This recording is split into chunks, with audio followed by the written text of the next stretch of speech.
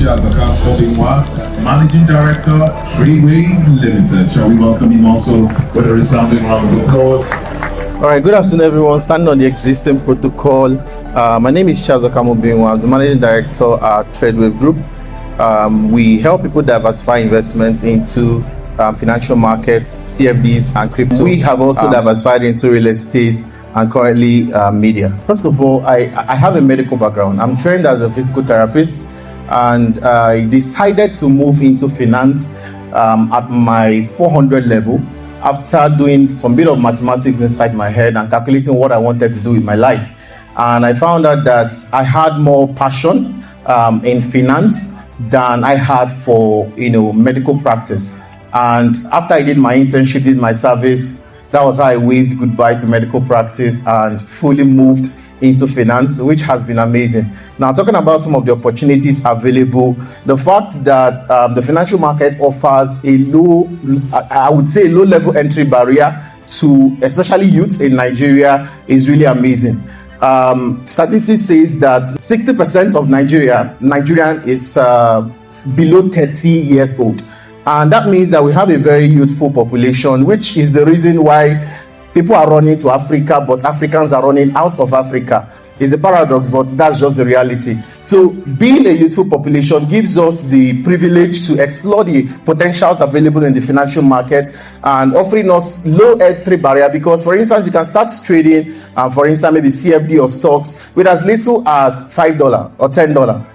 And these opportunities are available with apps on your phone that you can download and start making your investments as soon as now you're sitting down. So it makes it accessible to everybody. So there are a lot of opportunities you can explore around the financial market, whether it's investing in stock, whether it's investing in CFD, Forex, crypto, or related opportunities. And there's no limit. There's no limit to how much you can make. There's no limit to how much you can be able to make in the industry. So I would say I've already diversified into agriculture by marital implications, because lately my wife has been very obsessed about agriculture.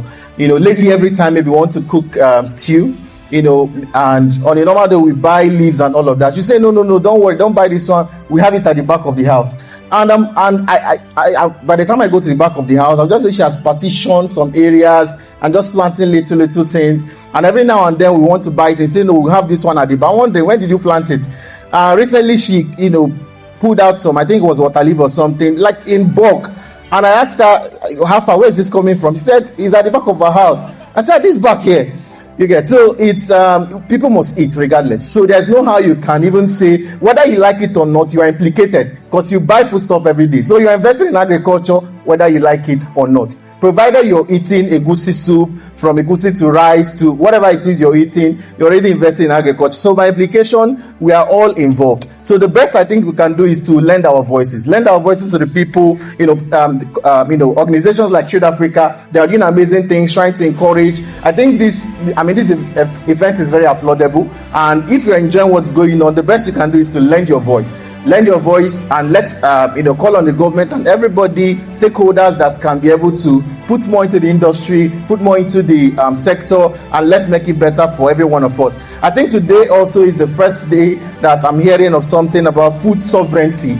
I was listening to the Minister of State talk about it, and it made a lot of sense. And I thought about it, when there was war between Ukraine and Russia, a lot of countries suffered this in terms of food. But imagine if those countries had food sovereignty, they were not depending on maybe Ukraine or Russia for anything, any part of their food. And that would be amazing. So if here in Nigeria we are able to attain that, we can shut our borders. And the things we beg them for, they would come back begging us for, if we achieve that. What do you guys think? To round up, I would say, first of all, growing wealth, in my opinion, is a combination of both active and passive sources of income. So as much as possible, if you're already actively making money from agriculture, trying to play in the sector, as much as possible also you can also diversify into sources where you can make passive income, which includes the financial market. So as much as possible, my encouragement is not just to build wealth on one leg.